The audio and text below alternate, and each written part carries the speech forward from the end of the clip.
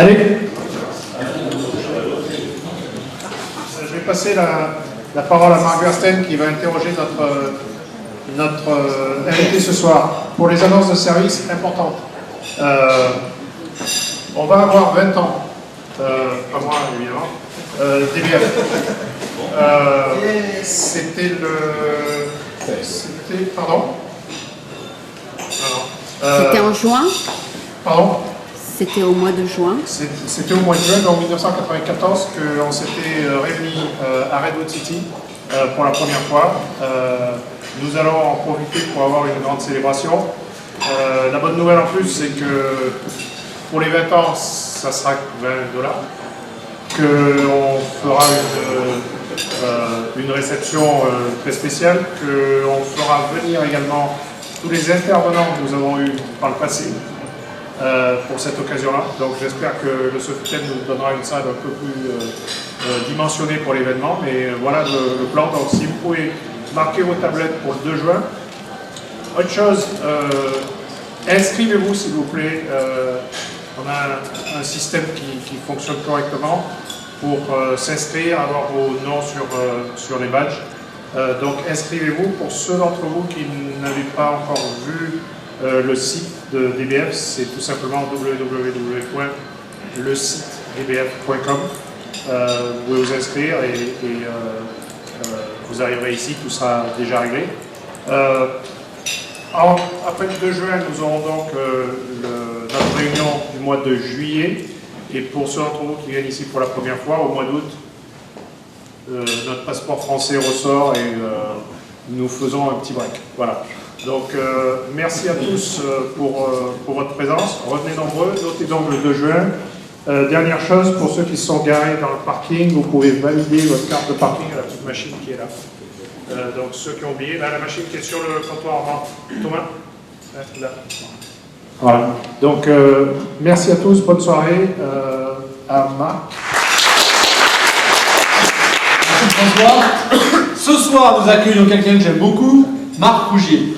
J'aime beaucoup parce qu'il a déjà un prénom quand même assez fantastique, je peux bien reconnaître, c'est assez facile. Et vous allez découvrir, enfin ça sera à vous de vous débrouiller pour, parce que vous ne connaissez pas forcément, mais on a pas mal de points communs, et on a pas mal de points pas communs du tout. Premier point, il boit du blanc, il boit du rouge. C'est quand même une différence assez majeure. Donc Marc, merci d'être parmi nous ce soir. Je ne vais pas demander si tu es né, parce que ça je pense que la réponse est oui, mais où? On fait comment là? Il faut que je parte très fort. Non, t'as un micro, mais tu rigoles quoi. Bonsoir tout le monde. Et c'est un micro qui marche en plus. Cool. Moi, je suis ravi d'être là avec vous ce soir. C'est unique quoi. Je suis né dans une ville qui fait rêver un peu tout le monde, c'est un peu le rêve de tout le monde. D'aller là-bas, ça s'appelle Villemomble. Ah, vous voyez? J'ai des souvenirs. Villemomble dans le 9 cube. Ouais. Voilà, en haut à droite. En banlieue parisienne. J'ai des souvenirs d'entraînement de boxe taille dans les parkings. Ouais. Moi, à la boxe taille, je jouais et je faisais le ballon. Voilà. Je vous le déconseille. Donc, Villemomble, rayon de petite ville de la banlieue parisienne. C'était sympa. Oui, j'ai adoré, j'en ai relativement peu de souvenirs parce que mes parents sont arrivés là aussi un peu par hasard. L'histoire, c'est que ils ont eu ma sœur à 19 ans, moi ils m'ont eu à 20 ans, ils se sont fait virer de chez eux, ils se sont retrouvés dans une chambre de bonne dans le 93, et ils n'ont pas trouvé ça très sexy non plus, et donc à la première occasion ils se sont cassés aussi. Ils sont partis où? Ils sont partis à Toulon. Mieux, hein, déjà, on est mieux. Le climat est plus sympathique. Toulon, je pense, c'est honnêtement la ville la plus obscène du monde. Non, sérieux. Et en fait, c'est l'endroit parfait, c'est un écrin somptueux, la Méditerranée, les falaises, le maquis, les pinèdes, la mer, et puis ils ont fait une espèce d'urbanisme sauvage, débile, là, dans cette ville-là, c'est un petit peu ce qu'on a vu. Et ils ont de la chance, enfin c'était bien tout le monde. Jouer à la boxe taille dans les parkings toulonnais, c'est mieux que Oui, c'est bien aussi, J'ai pas fait ça. Donc Toulon, tu y es resté combien de temps? Toulon, je suis resté jusqu'à 18 ans, non, 20 ans, jusqu'à ce que je sois parti. Ouais. Donc le collège, le lycée. Le collège, le lycée, maths sup. Bonne élève. Lamentable. Ah oui, Matsup qui prend les plus mauvaises claques. Non, non, Je non. me souviens bien comment c'était fait. Coup de bol incroyable. Bien sûr, absolument. Non, sans déconner. Il s'est découré, il voulait piquer l'autre gars sur la liste, ça s'est passé comment? J'étais amoureux de ma prof de maths. Certes. Oui, mais ça suffit pas. Alors ça, dans mon expérience, ça suffit absolument pas. Il faut qu'elle soit amoureuse de toi pour que ça marche. Bah, écoute, si c'était le cas, je la rappellerais bien maintenant, là, parce que vraiment, c'était une... c'est pas le sujet. Non, j'ai eu le bac par hasard. J'ai eu juste le nombre de points qu'il fallait pour avoir 10 de moyenne. Je suis parti en vacances sur le pouce en Allemagne avec des potes. Et je m'étais inscrit pour une fac de je ne sais quoi, quelque part à Toulon, parce qu'ils étaient très bons en escalade et en planche à voile à la fac là-bas. Et moi, je pratiquais les deux, donc ça me plaisait bien. Et puis un jour, j'appelle mes parents, donc il y avait une fixe téléphonique pour leur dire que j'étais toujours vivant, et ils me disent, il y a un problème, il faut que tu rentres de vacances là, parce que tu vas en maths sup. Et en fait, ma prof de maths m'avait inscrit pendant que j'étais en vacances. Et ils t'ont pris parce que ta prof de maths t'avait inscrit. Bah, elle devait connaître des gens, ou peut-être qu'il y a d'autres gens qui étaient amoureux d'elle dedans, je sais pas. Et donc, pendant la maths sup, Voilà. parce que c'est pas du tout compétitif maths sup pour ceux qui l'ont fait, hein. C'est pas du tout, c'est très calme en fait, il fait rien quasiment. Bah, je Donc pense à la que- fin, vers Noël, ils t'ont jeté. Non, en escalade, j'étais un des meilleurs en maths sup. Oui. Et Et donc, j'ai réussi à ramper jusqu'à maths P. Où là, maths P, vraiment j'aimais ça, donc j'en ai fait une deuxième. Oui. Jury enthousiasmé, désirant voir l'année prochaine. Voilà, parce qu'en fait, j'ai rien eu après la première. Et à partir de là, je suis devenu extrêmement ambitieux. J'ai eu un plan d'attaque très secret et focus. C'est que je voulais rentrer dans une école qui s'appelle Météo à Toulouse. Ça vous dit quelque chose? Absolument. Donc c'est une école qui a deux avantages énormes. Outre le fait que la météo, bien évidemment, c'est ma passion. La première, c'est que c'est à Toulouse, et à Toulouse, il y avait des falaises d'escalade pas trop loin. Donc c'était sympa. Et la deuxième, c'est que c'était une école de fonctionnaires où on était payé, donc ça correspondait bien à mon niveau d'ambition de pouvoir faire de l'escalade en étant payé. Non, sans déconner, à l'époque, il n'y avait pas beaucoup de grimpeurs professionnels. Hein, j'aurais pu... Il y a un mur d'escalade à Polytechnique. Je signale. Ouais, t'as vu le climat? C'est vrai, c'est pas les autres. Et puis je supporte pas le chapeau à trois cordes. Non. Et donc j'ai préparé rien, parce que je pensais que j'aurais météo, et puis j'ai eu un coup de bol qui a changé ma vie en fait à Pâques de la deuxième année de SP. J'ai eu un accident de moto assez violent qui m'a pas mal cassé, et qui m'a apporté deux choses. D'abord, je me suis retrouvé au lit avec des tuyaux et du métal un peu partout, et je savais pas quoi faire, donc j'ai commencé à bosser. Et donc j'ai préparé les concours, et la deuxième chose, j'ai gagné le procès contre la personne qui va rentrer dedans, parce que c'est pas rentrer dans les gens quand même. Et grâce à l'argent, j'ai pu me payer mon premier billet d'avion et de découvrir le voyage, qui est devenu ensuite après le fil conducteur de ce qui s'est passé derrière. Et donc j'ai eu deux écoles. Voilà, j'ai eu météo. Bah alors, quand même, parfait. Et puis, comme on m'avait dit de m'entraîner en météo, j'avais passé une autre école qui s'appelait l'Institut National des Télécoms, à Évry, qui s'appelle maintenant Subtélécom Paris Sud, un truc du genre. Et je ne savais pas du tout ce que c'était, j'étais certain de le rater, c'était pour m'échauffer. Ils m'ont pris avant-dernier de ceux qui sont rentrés dedans. Et là, j'ai eu une première faiblesse par rapport à ma carrière, c'est que je voulais vraiment aller faire de l'escalade à Toulouse, et j'ai pas réussi à dire non à... Parce que Évry, bon, oui, ça définit Évry, ça fait un peu rêver tout le monde quand même aussi. Par rapport à Villemont, c'est une promotion. Voilà, et donc je me suis retrouvé à Évry, et je suis devenu ingénieur télécom à Évry, sans savoir ce que c'était que les télécoms, sauf que c'était quand même la grande époque. Ouais, quand même, il y a des gens qui ont peut-être connu ici, mais... C'était vers quelle année à peu près? Je suis rentré en 85, donc c'est la grande année du Minitel, donc l'Internet était français à l'époque. On pouvait être fier de l'Internet français. J'étais fier de l'Internet français, mais bon, bref, je voulais voyager, et là j'avais récupéré le chèque du procès, et j'ai réussi à décrocher une bourse pour aller faire des études au Canada après mon diplôme d'ingénieur, et donc je suis allé ensuite à McGill University à Montréal. 3 ans à l'INT, parce que si ma mémoire est bonne, c'est 3 ans à l'INT, voilà. Et puis, ensuite McGill pour faire voilà. un doctorat. Enfin, un doctorat en intelligence artificielle, en Montréal télécommunications. pour le climat aussi, je pense. Montréal, c'est super sexy, sérieux. C'est très coloré, c'est agréable, j'adore cette ville. C'est un climat de merde, mais 2-3 semaines par an, c'est sympa. Et voilà, donc je me suis retrouvé à McGill. McGill, super université, que je vous conseille, où j'ai par ailleurs la chance d'avoir ma fille en ce moment. Et donc c'était super bien. J'ai commencé, donc moi j'avais décidé de faire des choses à l'école. C'est une philosophie dans la vie en fait, c'est de ne pas passer 2 fois sur les mêmes pas.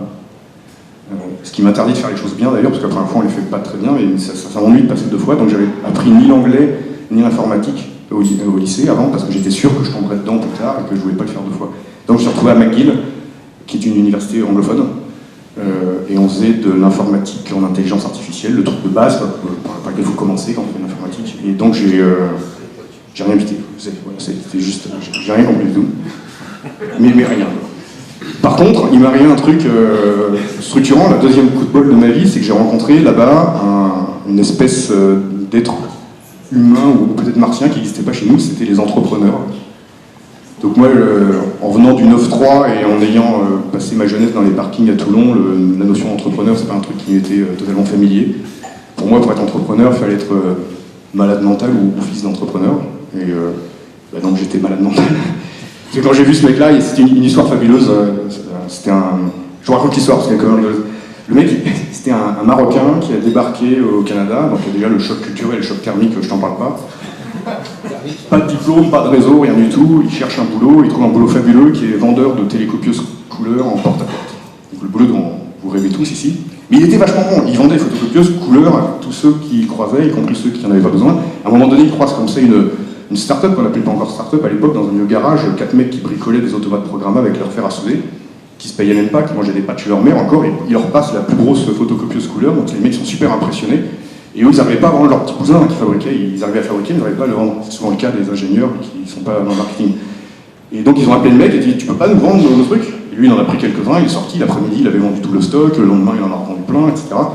Mais il ne pouvait pas le payer, parce que le hard, il faut payer d'abord, et t'as pas le cash, bref, il ne pouvait pas le payer. Donc un jour, le mec, il a dit, bah écoutez, c'est bon ça. Il dit, non, il faut que tu restes. Bon, ok, je reste, mais si vous me donnez 51% de la boîte, c'est la présidence. Ah, mais non, mais ça va pas. Bon, d'accord, je m'en vais. Ouais, bah d'accord, alors. Il est venu... Voilà, la négo a duré 35 secondes, il est devenu CEO d'une boîte, et il me raconte ça, et moi j'étais à peu près dans le même état.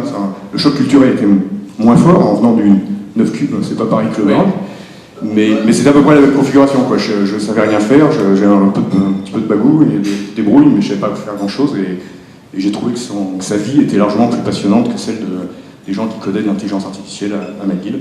Et donc j'ai démissionné de ma bourse, j'ai perdu le chèque, j'ai perdu le visa, je me suis retrouvé illégal au Canada. Et j'ai monté ma première boîte là-bas, sur un coup de bluff. Je suis allé le voir, je dis tes petits autoprogrammes de merde, là, tu peux pas les vendre cher, tu devrais en vendre des gros. Parce que là, il y avait 6 entrées, 6 sorties, c'était rien, quoi. Il me dit ouais, mais si j'en fais des gros, je vais être en frontal contre les gros américains, là, les Honeywell, etc. Je lui dis t'as qu'à les mettre en réseau et prétendre que c'est un gros, faire un automate virtuel, illimité, à base de petits comme ça. C'est 88 l'histoire, hein, c'est pas mal. Et là, il me regarde, il me dit c'est un vrai entrepreneur, tu regardes, tu sais faire ça, toi? Ouais. Je viens de France, on a inventé le Minitel, tu me demandes si je sais faire ça?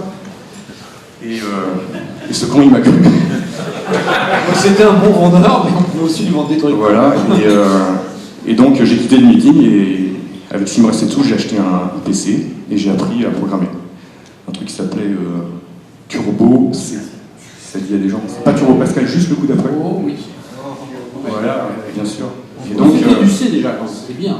Voilà, donc c'est comme ça que j'ai appris l'informatique, et j'ai vécu 2 ans et demi sur cette boîte qui a comme lettre de noblesse d'avoir fait plus de bénéfices que General Motors, qui perdait beaucoup d'argent, c'est pas que je pouvais pas en perdre autant. D'accord. Voilà. Et donc ça c'était ma première boîte, et après j'ai voulu revoyager, et je lui ai vendu donc ma boîte. Et comme je ne connaissais rien du tout en capital ou en quoi que ce soit, je lui ai vendu, en calculant le nombre d'heures que j'avais passé, multiplié par le tarif horaire d'un ingénieur débutant, ce que j'étais, je trouvais ça honnête. Ouais. C'est plus comme ça que je fais. Ah bon? Et voilà, et donc je me suis retrouvé ensuite ayant une première expérience d'entrepreneur qui m'a bien plu. En passant, je vous passe les détails, mais j'ai été viré du Canada parce que je n'avais pas le visa, je suis rentré par une autre frontière, je fais la queue avec les Haïtiens la nuit là, pour récupérer un visa dans des trucs qu'on fait, quoi. Enfin, que certaines personnes font. Et puis donc voilà, au bout de 2 ans et demi, je suis rentré en France parce que je voulais voyager, et dans les pays chauds. Voilà, quand même, 3 hivers là-bas, ça va. Et là, j'ai rejoint une boîte qui s'appelait Thomson, qui s'appelle Thales maintenant, dans un domaine qui s'appelle le contrôle de trafic aérien. Voilà. Quel pays chaud?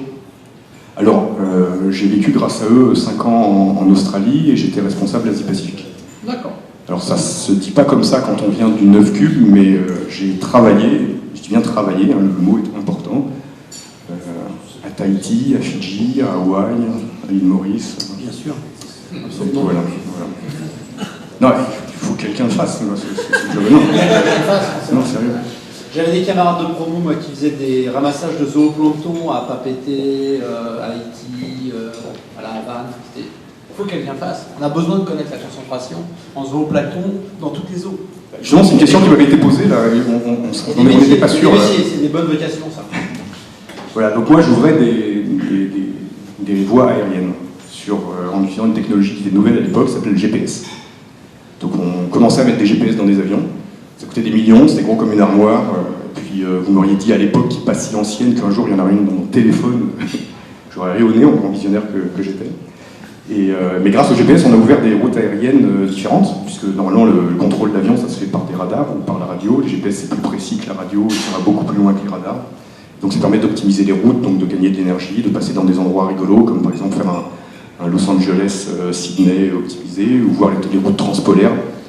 Et donc moi j'ai même travaillé sur les routes transsibériennes qui traversent la Mongolie, donc j'ai eu la chance de travailler avec tous ces pays-là, y compris la Mongolie. Quand je suis arrivé en Mongolie, Air Mongolie, qui sortait juste de l'ère soviétique, c'était 3 avions, dont 2 biplans en bois. Et nous on arrivait avec le GPS. Vous voyez doucement sur le rétrofit. Donc justement, c'est qui le client dans ce cas-là? Alors, en général, l'espace aérien appartient aux États. Donc on deal avec des gouvernements.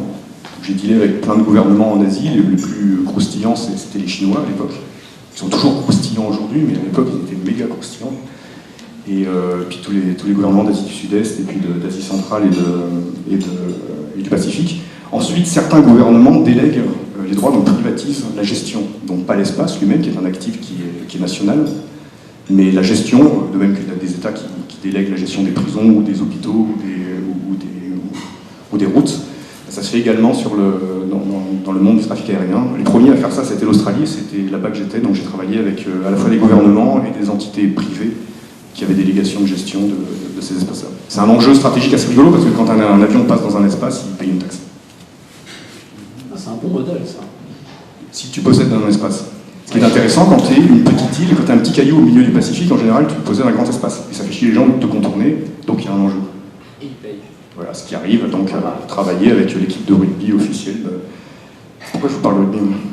Comme ça, c'est pas grave. Parce que on parlait d'île. je travaillais à Fidji, en Nouvelle-Zélande, en Australie et en Afrique du Sud. Ils en font un peu là-bas, il paraît. Et ouais, la boxe taille, ça suffit pas. Là. Ça suffit pas. Voilà. Donc ça, c'est dans les années 90. Ouais, c'est ça, j'ai commencé en 90 à Et la 2000. vie dans une grande entreprise, ça t'a complètement enthousiasmé, je pense. Ça a changé ta vie. C'est un peu mon rêve en fait. Là, je sais pas s'il y a quelqu'un dans une grande entreprise qui n'aura pas un boulot pour moi, parce que ça me manque vachement. Je travaille dans une relativement grande entreprise, en fait. Pardon. Apple. Non, alors en fait, j'avais un coup de bol extraordinaire, c'est que quand j'ai rejoint Thomson, ils m'ont envoyé en Australie. Et mon chef le plus proche était à 20 000 km. Donc ça va. Là, c'est supportable. Voilà. Non, les grandes boîtes, j'adore. Moi, j'ai travaillé là dans cette boîte-là, puis un peu plus tard chez IBM, et il y a un pouvoir qui est séduisant. Ce qu'on peut faire, ce qu'on ose envisager, ce qu'on ose adresser, c'est super séduisant par rapport à ce que je fais dans mes startups. Mais avoir plus une demi-couche hiérarchique, ça commence à être lourd pour moi. Ça, je gère. On peut s'en foutre. Bon, bref. Donc, tu as continué ta carrière dans cette entreprise qui te fascinait? Voilà, donc ça s'est super bien passé. Je rêvais de voyager, ils m'ont envoyé dans tous les pays qui faisaient partie de mes fantasmes, au moins au même titre que le 93. Mais t'es parti quand même au bout d'un moment. Et voilà, alors ce qui s'est passé, c'est qu'il y a deux choses. D'abord, j'ai eu pas mal de succès, mes projets marchaient bien, jusqu'à ce qu'ils m'envoient d'un endroit à l'autre, Singapour, Afrique du Sud, Washington.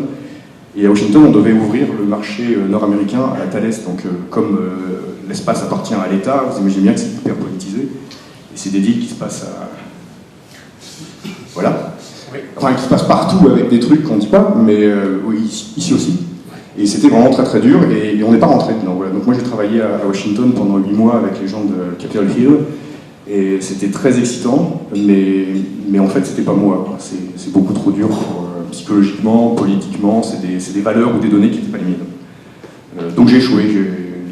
Tous les autres projets en Asie ont marché, en Afrique aussi, mais aux US ça n'a pas marché. Et je me suis dit que c'est peut-être le temps de se reposer des questions. Et parmi les questions que je me posais, je me disais pourquoi les autres projets ont marché. Il n'y avait pas de chef et ça marchait. Et souvent parce que je faisais des trucs qui n'étaient pas dans les livres. Voilà, quand je ne sais pas quoi faire, j'ai une idée, et quand j'ai pas d'idée, j'attends qu'on me dise de faire quelque chose et je fais le contraire. C'est une source d'idée. Et ça marchait bien, donc je voulais voir. J'avais 36 ans quand j'ai lancé ma deuxième boîte, et donc là j'ai tout laissé tomber et j'ai mis l'intégralité des sous que j'avais dans une boîte. Voilà, à l'époque j'avais une femme, des gosses, on est tous partis sans rien, on est reparti à zéro sur une start-up qui voulait tout simplement résoudre un problème d'informatique qui existait depuis 20 ans, qui n'avait jamais été résolu, donc c'était pas exactement gagné d'avance. Et c'était quoi le problème? Alors ça s'appelle la virtualisation d'applications. Oui. Donc je sais qu'il doit y avoir des gens parmi vous qui comprennent ces mots-là. En gros, ça consiste à détacher une application de l'instance physique sur laquelle elle vit pour pouvoir la trimballer à gauche à droite, la protéger contre les pannes, la protéger contre les montées en charge, etc. C'est un problème qui commençait à être adressé par une boîte bien connue qui s'appelle VMware. Donc l'histoire de VMware, que vous connaissez sans doute, est assez amusante parce que c'est commencé sur un petit logiciel gratuit qui était utilisé par les geeks pour pouvoir jouer des jeux Microsoft sur leur boîte Linux. Et puis finalement, ça a fini, après pas mal de rebondissements, de se faire acheter par EMC, puis maintenant c'est valorisé plus que EMC, donc il y avait vraiment un vrai truc à faire là-dedans. Et donc nous, on a tenté de faire ça sur Linux. On a fait un concurrent de VMware qui n'a pas marché aussi bien que VMware, qui a été super rock'n'roll avec des hauts et des bas et des plantages divers et variés, mais c'est une histoire qui est bien finie. On a pivoté la boîte plusieurs fois, quoi, comme il faut. Et puis on a fini par faire un produit qui intéressait pas mal les distributeurs, donc HP, on avait des accords avec HP et Sun Microsystems. On était dans le code source de ce microsystème, on avait HP comme distributeur monde. Et puis un jour, on a négocié un contrat de distribution avec IBM, puis ils ont trouvé ça stratégique et ils ont racheté la boîte. D'accord. Donc c'était quoi votre différenciateur par rapport à VMware? Alors, On connaît un petit peu VMware dans la maison, parce qu'un des gentils organisateurs de DBF est Reza Malekzadeh, qui était le... Oui, je ne sais pas si vous le connaissez, c'est celui qui a monté au début tout seul le marketing de VMware. Il était stagiaire, il ne savait pas qu'on ne pouvait pas, quand on est stagiaire, créer le marketing d'une grosse boîte. Donc comme il ne savait pas, il l'a fait. Et ça a assez bien marché. Et lui, au début, il n'a pas ciblé les jeux, il a ciblé les gens du QA, du testing. Et je me souviens que ma boîte, à l'époque, avait été un gros utilisateur de ça, parce qu'on distribuait un logiciel sur une dizaine de versions de Windows, avec les patchs, les machins, enfin tous les trucs que vous avez dit. Ça voulait dire avoir 10 ordinateurs différents avec la configuration toujours la même. Et VMware, ça permettait de dire, voilà, je crée une machine virtuelle avec cette version de Windows, cette configuration-là, je la sauve, je peux la réinstaller quand j'en ai besoin, réinstaller le logiciel, faire les tests et tout, tout ça sur la même machine. C'était assez super. Tu expliques ça très bien, je ne vais pas rentrer dans les détails parce que je n'ai pas vraiment compris grand-chose de ce qu'on a fait, pour l'instant. Ouais, quand même. Alors, de haut niveau, une machine virtuelle à la VMware, c'est fait pour faire de l'administration système. C'est-à-dire que tu poses ton application dans un espace où tu vas allouer des ressources. Et ces ressources-là, par rapport voilà, elles sont protégées, etc. Voilà. Nous, ce qu'on a fait, ça s'appelle des containers. Un truc qui est redevenu à la mode depuis peu grâce Avec à Docker. Ouais. Qui Je connais un peu Docker. Boîte absolument fabuleuse, avec des gens brillantissimes dedans.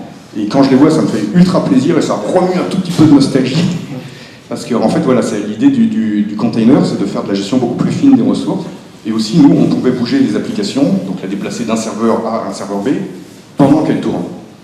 Donc c'était assez rock'n'roll. Ça, on ne sait pas faire avec Docker, en fait. Non, voilà. Donc nous, on a fait ça, et ça a été acheté par IBM, et maintenant, c'est dans le AIX, donc le Linux commercial d'IBM, qui tourne beaucoup à Wall Street et dans les finances. C'est le seul Unix commercial qui fasse encore de l'argent aujourd'hui. Ouais. Et donc toute la partie virtualisation, container, gestion d'application et de charge, c'est notre techno demain. Tu connais bien les gens de Docker? Je connais pas bien les gens de Docker, je les connais un petit peu, on se croise de temps en temps. Avec, ça va s'arranger vite fait ça. Avec, je suis au bord de Docker. Avec Fortito et compagnie, on arrive à les croiser. Okay. Mais magnifique histoire et je connais bien les tenants et aboutissants. Ouais.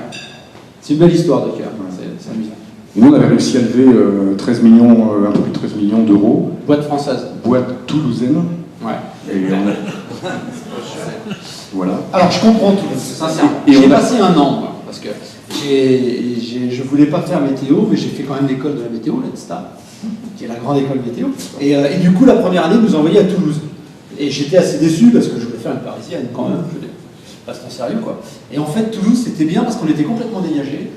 On n'avait rien à voir à faire avec l'administration de super-héros qui nous accueillait. Donc on était juste là pour faire une année. On profitait de toutes les boîtes, tous les bars de la ville.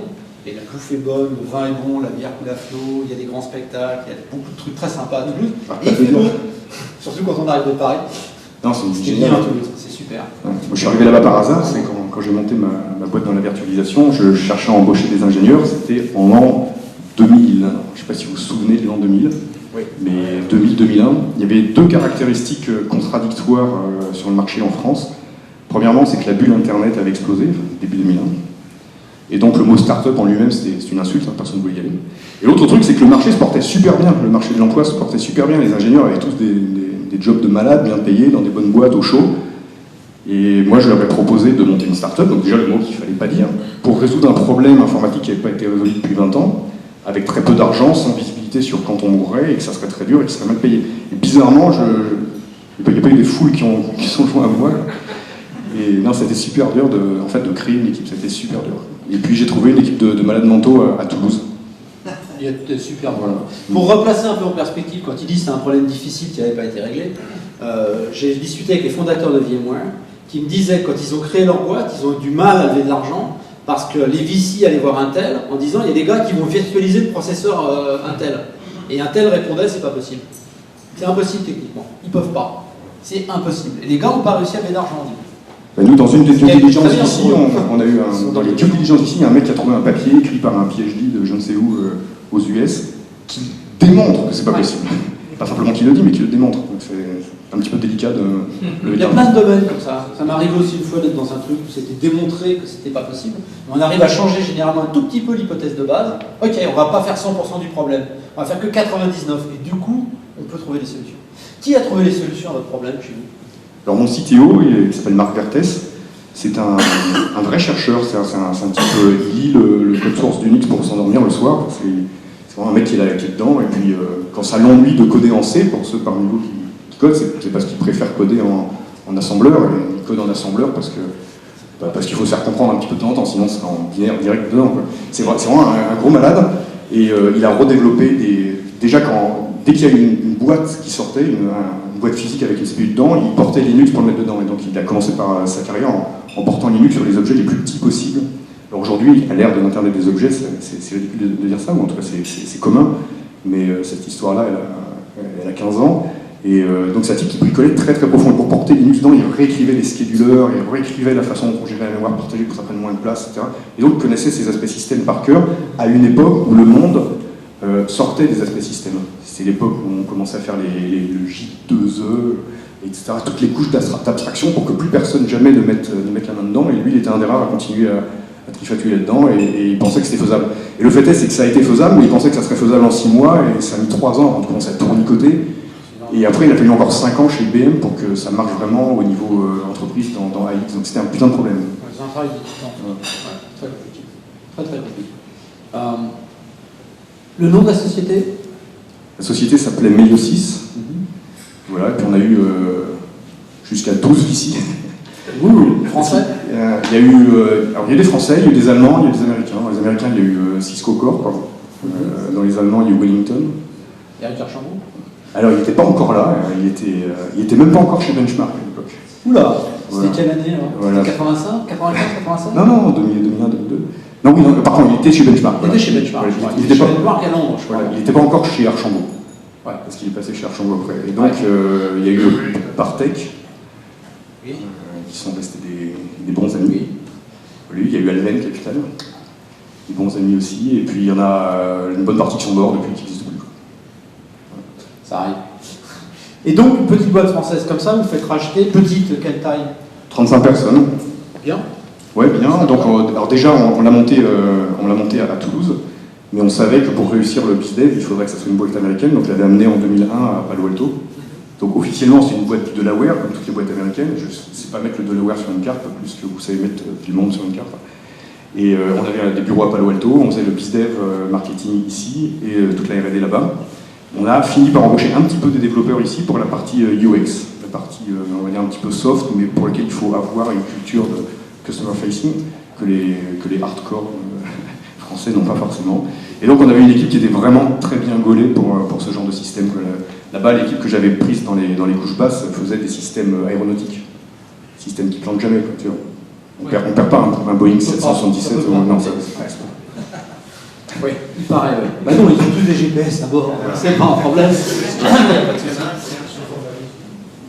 Non, c'est des calomnies ça. D'accord. Donc vous revendez à IBM, et là, le but final de ta vie est enfin atteint. Tu travailles pour une grosse boîte américaine. Voilà, donc mon rêve a été accompli. Et donc je devais... Si je t'assure, Nico, tu verras, profites-en parce qu'après c'est pire.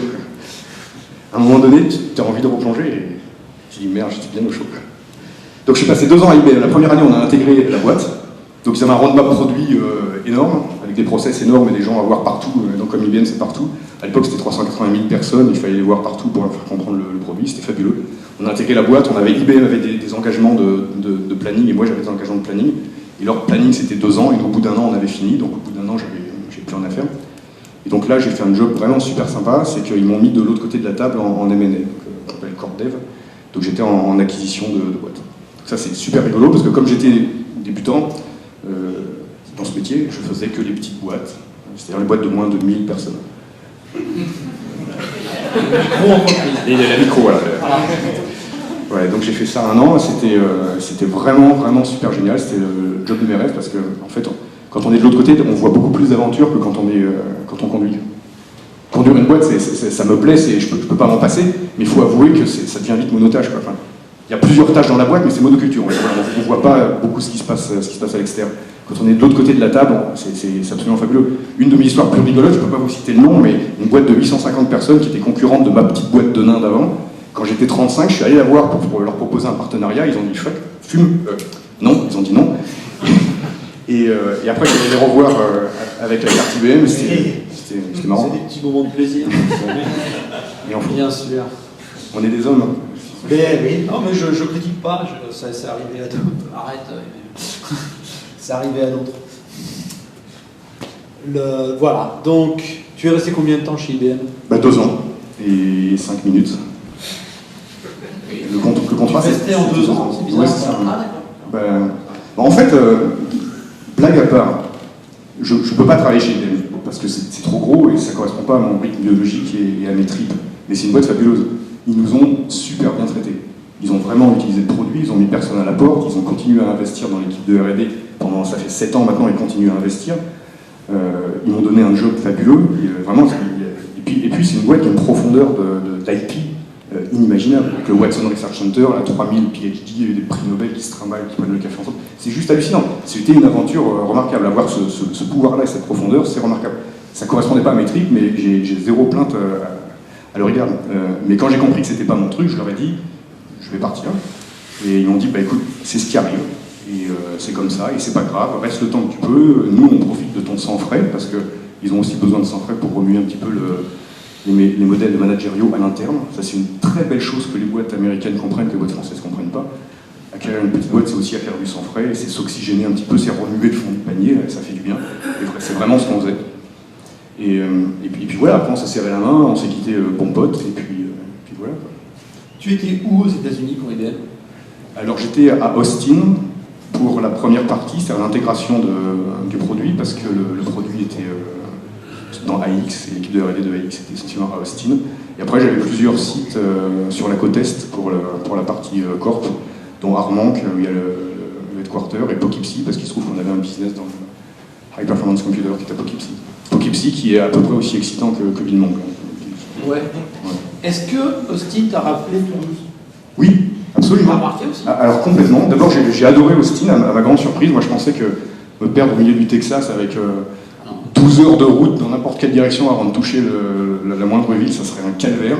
En fait, il y a une scène underground grâce aux étudiants qui est remarquable. J'ai eu la chance de faire 3 South by Southwest et puis je connais vraiment très bien tous les bars de la 4e et de la 6e. Et certains me connaissent bien sûr.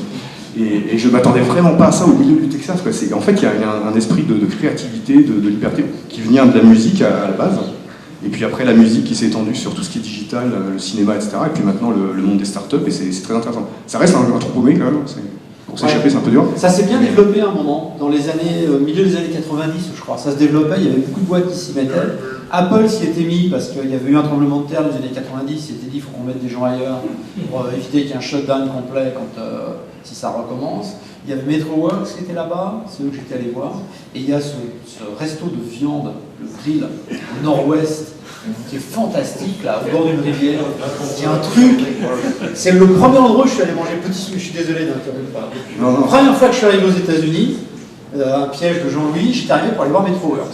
Et donc j'arrive avec ma mentalité de petit français qui arrive de la banlieue est, donc préparé à très mal manger. Et on arrive dans ce resto et quand même, vous arrivez de France, ouais. Vous avez jamais mangé de la bonne viande. Gentil quoi. Et il m'a ramené des choses à un sampler. Et j'avais jamais mangé ça. Et c'était fantastique quoi. Ils ont des grilles, des trucs fumés, des viandes. Tu le connais dans ce truc-là? Ouais, non, je vois bien ce que tu parles. Le seul Super problème, sympa. c'est que ça crée des modèles d'Américains qui font tous 50 kilos de plus que moi. Ouais. Et de toi, je... Ça va. comment dire. Et voilà, après dans les bars, il faut que ça se finisse bien, parce qu'ils ils sont faciles aussi là-dessus, quoi. À Villemont, mais ils ne seraient pas dépaysés, quoi. Non, ça va, ça va. Ouais. Il y a des points communs aussi. Non, des points communs. Donc IBM, ça a eu un temps fini, 2 ans. Voilà. Et après, qu'est-ce que tu nous fais? Alors après, j'avais vraiment envie de monter une boîte. Bizarre. Et donc ça, c'est en 2006. Et donc à l'époque, je croise un type qui s'appelle Ludovic Lemohan, qui est un ami, et qui venait à peu près concomitamment à moi de vendre sa boîte à Wavecom, une boîte dans l'Internet des objets qu'on appelait le M2M à l'époque. Et on se croise tous les deux, on était à peu près le même tranche d'âge, même cycle de vie, même conneries tous les deux, enfin vraiment provinciaux, avec envie de s'amuser. Et on dit il faut absolument qu'on fasse un truc ensemble, on a regardé de façon macroscopique qu'est-ce qu'on pourrait faire, on s'était dit à l'époque 2005 que l'Internet allait rentrer dans les téléphones portables. C'est pas complètement con, on s'est dit par contre il ne va pas rentrer tel qu'on le connaît là parce qu'il ne va pas loger. Donc probablement qu'il faut le découper en petites applications, et que ces petites applications, il faudrait laisser aux gens la possibilité de les choisir et de mettre celles qu'ils veulent dans le téléphone. Parce que le téléphone c'est trop petit, puis à cause de la latence, de l'écran, etc., ça ne le va pas. Et donc on a développé un store de widgets où on avait capturé un certain nombre de services qu'on avait soit écrit en WAP, soit en Java mobile. Et on avait offert sur 500 types de téléphones différents la possibilité de s'inscrire sur un store, de prendre des applications, mais je ne sais pas si ça vous rappelle quelque chose comme modèle. Et on se trouvait malin. Ça a pas mal marché, on a eu 1 200 000 téléchargements mobiles, pré-iPhone, pré-internet illimité sur le téléphone, donc on se trouvait assez bon. Et puis après, il y a un autre mec qui a eu la même idée, le regretté Steve. Il a eu pas mal son idée, là il a pas mal fait. Bon, il a eu avant nous, parce que je suis pas du tout en train de suggérer qu'on nous a volé quoi que ce soit, c'est pas du tout le sujet, c'est juste que la concomitance des sorties nous a été malheureuse, mais on était super contents quand il est sorti son truc, parce qu'on s'est dit, c'est génial, il y a un pont qui va évangéliser le marché, qui va dire au marché que c'est bien de faire ça. Et donc c'est génial, et il l'a fait, il a évangélisé le marché, puis après il l'a pris. Et on s'est retrouvé avec un produit qui servait à rien en gros, mais comme on n'était pas malin, on s'est entêté. On a fait une deuxième version qui était vachement mieux que la première, qui n'a pas marché mieux, une troisième, et puis à la 12e, on a suggéré qu'il serait peut-être le temps de pivoter. Et donc on n'a pas fait aussi bien qu'auraient fait les Américains bien cultivés sur cette histoire-là. Nous on avait mis trop de tripes et trop de croyances et trop de motivation dedans, et puis voilà, on s'est un petit peu entêté. Mais ça valait le coup, c'était un bon coup, je pense que la vision n'était pas mauvaise, l'exécution n'était pas trop mauvaise, mais il y avait plein de trucs qui n'allaient pas. En fait, le business model qu'on a fait, c'est un business model de pub, c'est-à-dire que les gens cliquaient sur des bannières. On a réussi à capturer des belles campagnes de pub mobile à l'époque, on a eu Apple, on a eu Canal+, on a eu SNCF, des gens qui venaient, mais seulement les gens cliquaient pas. C'est bizarre, hein. Quand tu étais en 2G et demi, qu'il fallait attendre un quart d'heure pour une page, les gens cliquaient pas. C'est bizarre. Voilà, donc c'était raté et on a décidé en 2010 d'abandonner. Voilà, donc on a pris un peu trop de temps à pivoter, par contre le pivot, on l'a fait de façon très violente. On s'est dit, soit on arrive à faire un autre produit en 6 semaines, produit qui marche, soit on arrête tout. Ok. Voilà. Et là on s'est dit, qu'est-ce qu'on a comme actif? Alors on avait déjà une équipe de développeurs à Toulouse fabuleux, vraiment des mecs brillants, qui avant avaient fait le système Just. Vous avez entendu parler de Just? Oui, bien sûr. Un projet de TV sur IP des fondateurs de Skype. Basé en SVG. Voilà. Just, ils ont levé 35 millions en seed. 35 millions en seed. Et ils se sont plantés, et je leur ai piqué leur équipe. C'est comme ça qu'on a fabriqué notre équipe. Donc c'était bon, parce que le back-end c'était solide. Apple a piqué l'autre moitié de l'équipe. Ben voilà, ouais. Ils avaient une partie de l'équipe qui était à New York et l'autre qui était à Toulouse. Ouais, on en a piqué pas mal. Voilà, donc j'ai monté comme ça, donc j'avais une bonne équipe, et puis l'autre truc c'est qu'on avait appris à mettre l'internet dans un téléphone. Et ça s'appelle, ou ça a commencé à s'appeler, en 2010, de la curation. Prendre des morceaux d'internet, prendre juste le meilleur, le mettre en forme et puis le présenter. Ça s'appelait de la curation, et quand on a regardé dehors, on a sorti le nez du guidon, on peut regarder, on a dit tiens, la curation c'est un mot qui commence à prendre, et nous ça fait 2 ans qu'on fait ça comme des cons pour faire croire à Steve Jobs qu'on est aussi bon que lui. Au lieu de le faire contre Steve Jobs, on va essayer de le faire sur un autre marché, c'est de trouver une raison de faire de la curation qui puisse être une raison business, pas simplement une raison consumer. Et donc on s'est dit, bah voilà, on va offrir une plateforme qui permet aux entreprises de faire de la curation. Pourquoi on pensait que les entreprises auraient besoin de faire de la curation? Parce que la curation c'est du contenu. On était rentré à cette époque, 2010-2011, dans le fait que les gens commençaient à réaliser que sans contenu, les entreprises n'existaient pas. Il fallait qu'elles communiquent comme des malades, donc il leur fallait du contenu. Certaines, comme Red Bull, ça envoyer des hommes dans l'espace et les faire redescendre en parachute pour faire du contenu, mais la plupart n'ont pas ces moyens-là. Donc on s'est dit, bah, si on veut transformer toutes les entreprises du monde en curateurs sur leur valeur, explique à tout le monde ce que c'est que la curation de contenu, parce que c'est évident pour toi. Jean, j'ai pas bien expliqué là. C'est quoi exactement ce que c'est que la curation de contenu, s'il vous plaît, dans la salle? Est-ce qu'il pourrait y avoir un doigt, moi qui sais? Oui, merci. Voilà. Bon, tu peux nous résumer, s'il te plaît? Donc la curation, c'est la sélection, l'édition et le partage de contenu qui existent déjà. C'est vieux comme l'information, ça n'a rien de nouveau. Le truc nouveau, c'est qu'on est arrivé dans les années 2010 à un point d'inflexion du web où tout le monde est devenu écrivain, donc on est rentré dans un gros bordel, un gros brouhaha, où ça devient très très difficile de se faire entendre. Donc créer du contenu nouveau, ça coûte cher, et c'est difficile de l'imposer. Donc maintenant, il y a un nouveau rôle qui prend de l'importance dans le web. C'est pas simplement les gens qui créent du contenu, mais c'est les gens qui organisent le contenu des autres. Voilà. Donc si on est un curateur, c'est un organisateur. Ça vient du mot museum curator, je veux dire commissaire d'exposition en anglais. C'est les gens qui préparent les expositions dans le musée.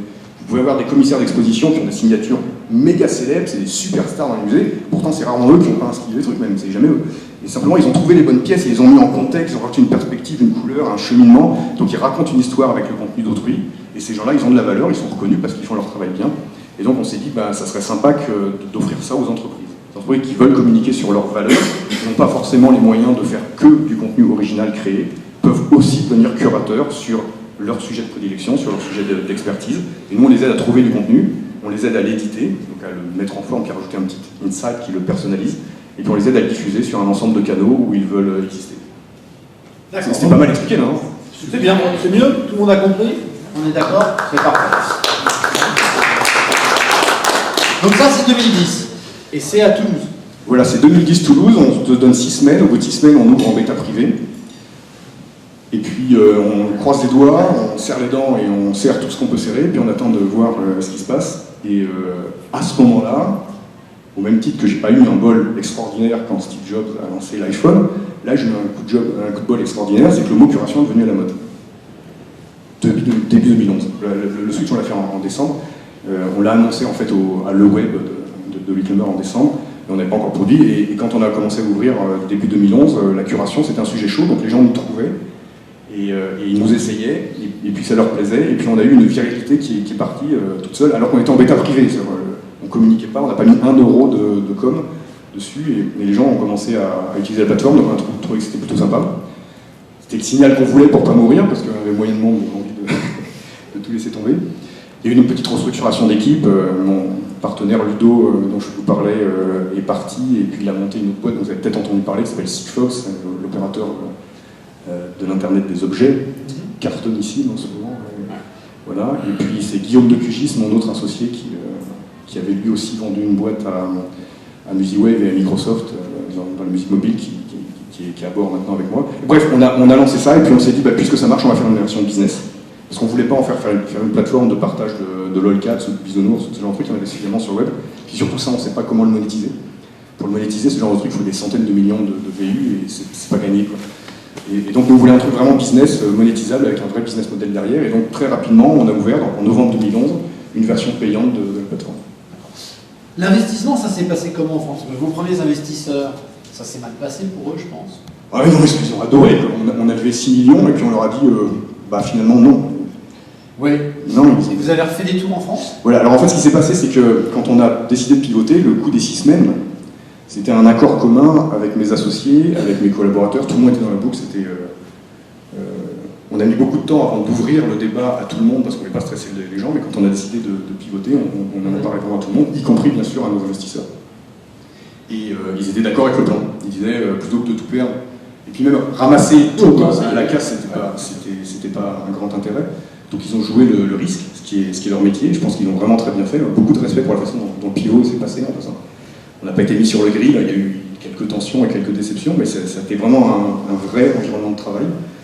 Et puis on s'est donné cet objectif et ça a marché, donc il nous restait encore du cash de la boîte précédente. Donc on a vraiment tourné la boîte, on a changé la raison sociale, on a changé l'équipe, mais on a gardé le résidu de capital qu'on a alloué dessus. On s'est donné des objectifs et à l'issue de l'atteinte de ces objectifs, on a relevé un tour auprès des membres pour venir aux US. On s'était dit si on arrive à faire 5 millions de visiteurs uniques sans dépenser 1 euro de marketing, on vient aux US. Et puis on est arrivé à 7 millions avant de venir aux US. On n'a pas encore dépensé en marketing. On s'est dit c'est le bon moment de tenter la vraie boîte. Et dans l'internet, une vraie boîte, pour moi, c'est aux US. J'ai rien contre le marché européen, et le marché européen peut être très très bien pour plein de choses, mais dans l'internet, il faut être américain. Et incidemment, j'ai vendu plus de licences en France en disant que la boîte était américaine qu'en disant que la boîte était française. Oui, ça c'est bien connu. Ça marche à tout. Donc ce modèle-là est prouvé. Donc tes investisseurs français, c'était des vrais VC français? Oui. J'en connais un, je crois. Partech, Je connais Elaya. que je connais depuis super longtemps. Elaya, que je connais pas depuis super longtemps parce que Elaya, c'est pas vieux. Non.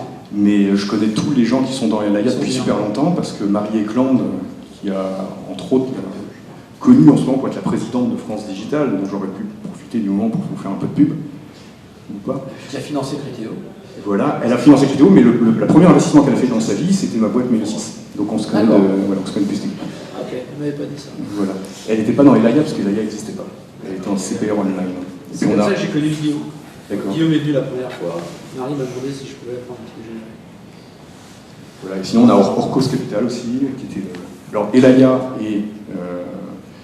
et Partech, c'était des investisseurs de ma boîte précédente. Orcos, c'était un investisseur de la boîte précédente de Guillaume. Et on a un quatrième investisseur qui s'appelle XO, qui est un Toulousain, qui était l'investisseur de la boîte précédente de Ludo. Donc en fait, on a bénéficié de notre âge. Voilà. Ça n'a pas que des avantages d'être vieux, mais là, c'est un avantage, c'est qu'on connaissait des gens. C'est du network, ça s'appelle ici. On en fait un peu. D'accord. Donc là, maintenant, ça marche bien. Parce que la mémoire est bonne. Ouais, ça marche bien. Je le dis avec tous les guillemets et les italiques requis, parce que je sais que les marches sont hautes. Ça se passe bien, on a une bonne croissance, le modèle business prend. On avait prévu que le modèle business marcherait pour les petites boîtes. En fait, on pensait que l'idée de faire de la communication, donc de bâtir sa réputation par de la curation, c'était pour les petites boîtes qui ne peuvent pas se payer des agences ou du contenu original. Et en fait, on a découvert que des grandes boîtes viennent aussi. Donc on a deux façons de vendre. Une, c'est en ligne, des petites boîtes qui mettent leur carte de crédit, qui s'abonnent, modèle SaaS B2B classique, très commun aux US, qui marche moyen en France, parce qu'on n'a pas encore la culture de la carte de crédit en ligne, mais aux US qui marche très bien. Et là, c'est des SMB, voire même des individuels. Mais on a un canal entrant de grandes boîtes. Donc on travaille avec des grands groupes en France, la Poste, des gens comme ça. Et donc toi, maintenant, tu vas faire quoi? Parce que si ça commence à marcher, c'est plus marrant. Alors, par chance, il y a toujours un pain tous les jours qui fait que ça ne marche pas comme on veut. Non, on n'a pas atteint le niveau où je considère que je suis content. Ceci dit, d'un point de vue personnel, c'est le début qui me plaît, c'est sûr. Content, ça voudrait dire quoi? Content, c'est j'aimerais qu'on ait aux US la notoriété qu'on a en France. On fait plus de revenus aux US qu'en France, mais par contre on est un tout petit joueur, parce que le monde est grand. Alors que l'empreinte qu'on a en France, on a une autorité spontanée dans les content marketers ou les community managers qui est près de 100%, tout le monde nous connaît. Aux US, on est un outil qui plaît, qui génère des revenus que les gens utilisent, mais on est un outil et j'aimerais bien... c'est peut-être un petit peu de l'ego, je sais pas, mais c'est pas que de l'ego, c'est aussi une impression qu'on peut aller dans une étape supplémentaire de créer un début de marque sur cette chose-là. Et on a un début de traction là-dessus, donc j'aimerais bien... J'arrive pas à gérer la boîte uniquement sur le bottom line. Il y a des actifs intangibles qui me plaisent dans la création d'une boîte, et ça m'excite. Donc, tu as créé une boîte en France, tu en as créé une ici, parce que Scoopit, ça a été créé en France, mais ça s'est quand même pas mal développé ici après. C'est quoi pour toi les différences majeures que tu as pu percevoir? Bon, tu ne travailles pas avec des VC américains? J'ai travaillé avec des VC américains aussi dans ma boîte précédente. Voilà, j'ai travaillé avec Mayfield. Et puis, on les critique beaucoup, les VC français. Tu penses que c'est justifié? Déjà, je pense pas qu'il y a les VC français, parce qu'ils ne rentrent pas tous dans la même boîte. Il y a vraiment une grande variété. Entre des gens qui font de la défisque dans une banque ou une assurance, et les gens qui sont là depuis 15 ans, qui sont actionnaires de leur boîte, avec des comportements justement super différents. Moi, personnellement, Philippe Colombel et Marie Eklund, c'est devenu des amis. C'est vrai qu'on se met sur la gueule volontiers. C'est des grandes gueules, ils ont des opinions, il y a de la friction, mais on construit ensemble. J'ai vraiment l'impression qu'on construit des choses ensemble, même quand on n'est pas d'accord. Et c'est des mecs qui apportent, pardon Marie, ils apportent une grande valeur, parce qu'ils ont des opinions, ils ont de l'expérience, ils ont du réseau. J'adore. Il y en a qui sont plus en recul par rapport à ça. Moi, quand j'en ai eu 12 dans mes lieux-6, il y en a, je pourrais les croiser dans la rue, c'est pas sûr que je les reconnaisse, c'était juste lamentable. Lamentable pas pour des investisseurs, lamentable pour des VC, parce qu'il n'y avait pas la notion que je mets moi dans le métier de VC, qui est de faire vraiment partie de l'aventure. Ensuite, ce que j'ai vu des VC américains, c'est encore différent. D'abord, ils sont tous hands-on, tous ceux que j'ai croisés, mais en plus, chose originale qui existe très peu en France, c'est des entrepreneurs aussi. Il y a beaucoup d'entrepreneurs tournés qui sont devenus VC, et ça donne un angle encore extraordinaire. Donc ça, c'est la différence culturelle. Après, il y a une différence de comportement au-delà de la culture, qui est la notion de vitesse. Tout ce que j'ai vu avec les VC américains ici, c'est qu'il faut aller super vite. Et si c'est dans le mur, c'est dans le mur, mais il faut y aller super vite. Et en France, on a quand même besoin de rationaliser et d'analyser un petit peu plus grand. Il y a une étude très intéressante qui a été faite sur les KPIs différentes majeures pour voir les différences de perf entre les US et la France en termes de VC. La KPIs différentes majeures, c'est le temps qui reste dans un deal. Et les Américains sortent plus vite d'un deal. Si le truc ne marche pas, on va tout mettre, je mets tout sur le rouge, ça plante, je passe à autre chose. Comme si leur temps, ou le temps du marché, ou la notion de temps était plus importante que le capital. Et j'ai l'impression qu'en France, on n'a pas la même notion de temps. Bon, c'est totalement trivial ce que je dis, c'est culturel aussi, ça dépasse le VC, mais quand on est dans une start-up, ça se ressent vachement. Parce que la notion de timing, c'est juste mortel. On est tous les deux d'accord, je pense, pour dire qu'il y a des bons entrepreneurs français. Il y en a quelques-uns, il y en a dans la pièce. Il y a d'excellents ingénieurs français. Les meilleurs. Là, sans déconner. Il y a d'excellents ingénieurs français. À Toulouse, les meilleurs. Mais on n'arrive pas à avoir une scène de la start-up qui décolle en France. Qu'est-ce qui se passe mal? Alors là, tu touches mon hobby. Quand je bosse pas, mon hobby, c'est de regarder ça d'aussi près que je peux. Il y a différents canaux. Il y a France Digital, dont j'ai parlé tout à l'heure. Je suis aussi dans une association avec mon pote Ludo qui s'appelle la Tic Valley. Donc c'est la vallée, parce qu'en fait il y a une vallée connue avec du silicone, il y en a une à peu près équivalente à Toulouse. Et donc le président, le fondateur, c'est mon pote Ludo, et on essaie de regrouper un écosystème pour favoriser l'éclosion de start-up dans les technologies d'information. Donc je regarde ça de près, les facteurs sont hyper nombreux, on les connaît tous. Moi, le facteur qui me gêne le plus, ce n'est plus celui que j'annonçais avant, et avant j'annonçais la peur. Mais c'est plus ça. Mais ça a été le cas avant, parce que j'ai connu toute une génération de gens qui ne voulaient pas se lancer, parce que quand ils sortaient de l'école avec un diplôme, quelque chose qui avait un petit peu de gueule, les premières questions qu'ils posaient quand on les croisait, c'était les RTT, ce genre de trucs. J'ai pas de problème là-dessus, j'ai pas de dogme, j'ai pas de philosophie, c'est très bien que les gens adorent ça. Mais clairement, on était très loin de l'esprit d'aventure. Maintenant, la génération qui est aujourd'hui, je pense qu'il n'y a plus tellement ce facteur de peur. Les mecs qui se lancent, c'est même à la limite, ils vont à la fleur au fusil, quoi. Ils vont se prendre des rafales en première ligne, c'est juste hallucinant, mais ils y vont. Donc je crois que le facteur de peur n'est plus le facteur numéro 1.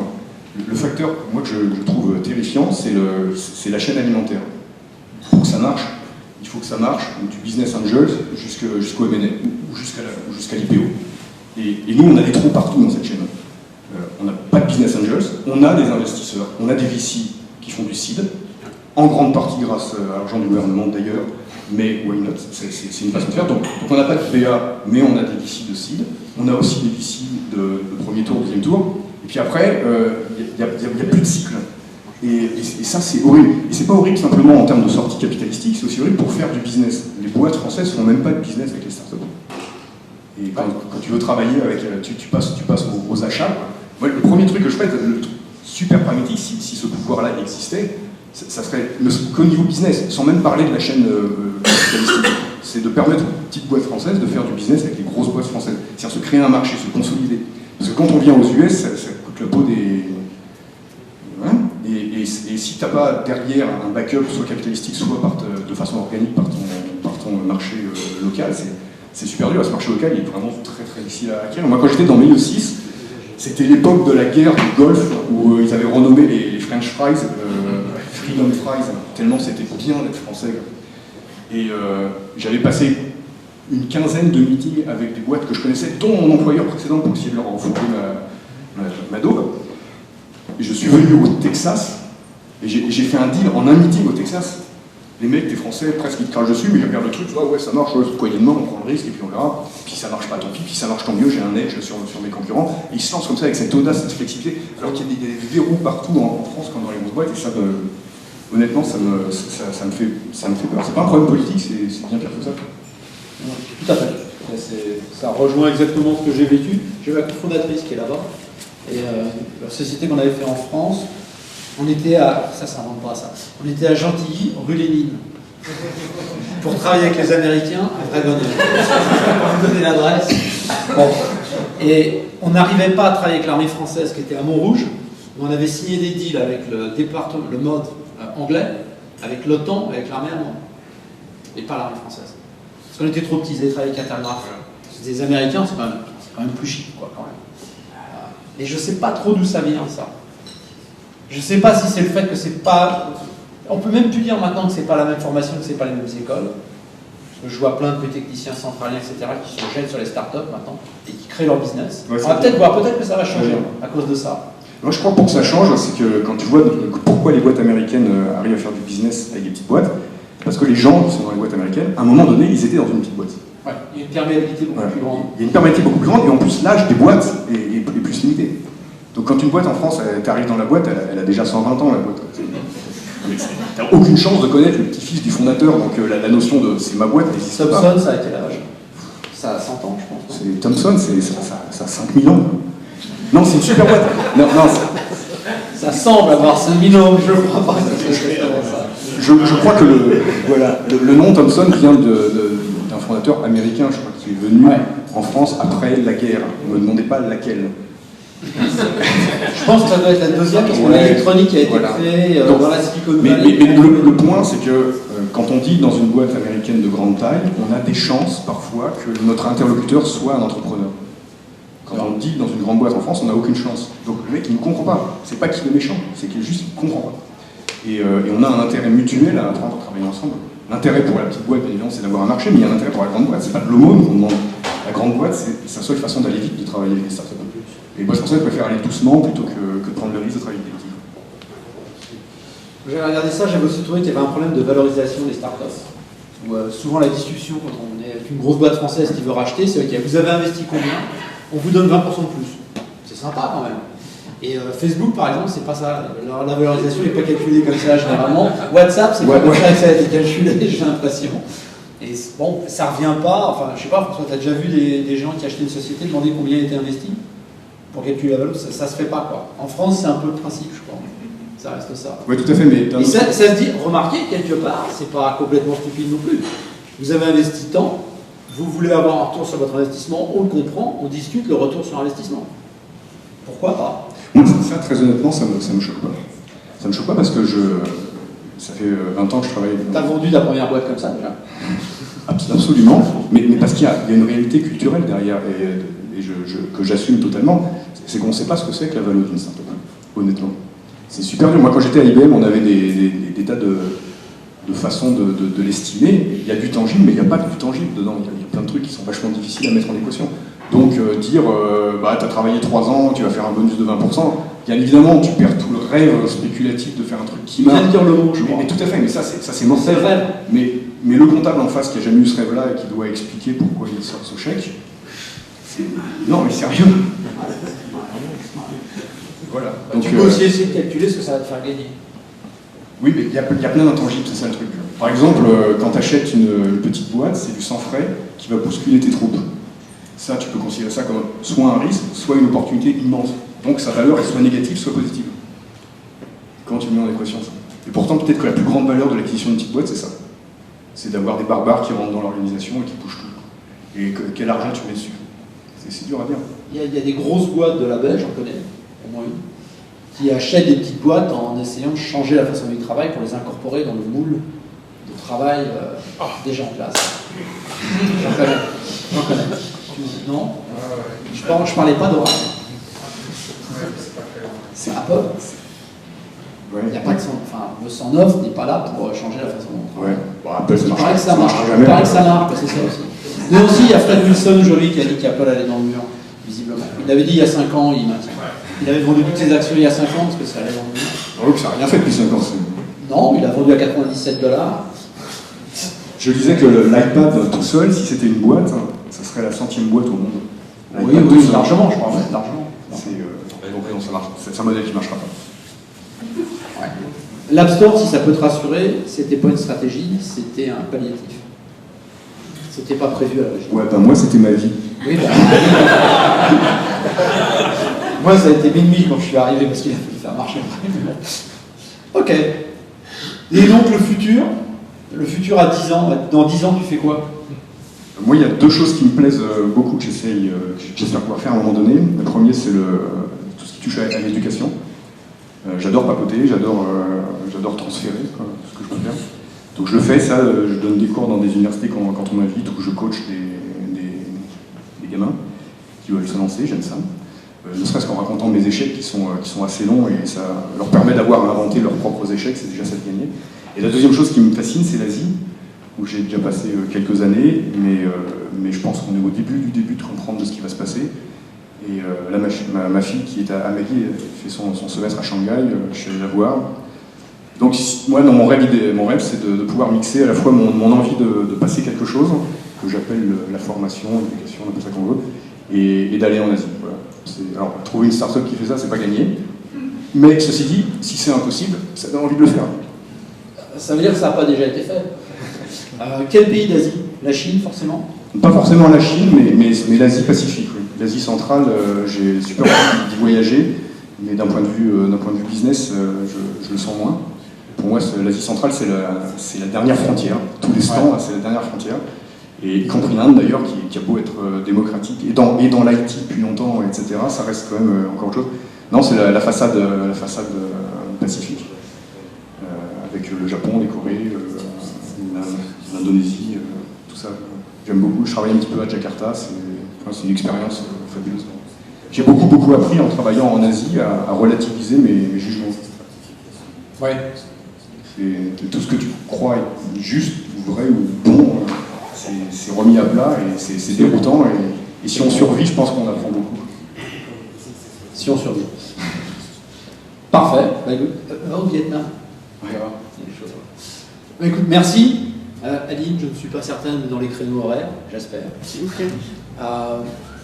On va passer à quelques questions. J'en vois au moins une dans le fond de la salle. Les gens l'applaudissent.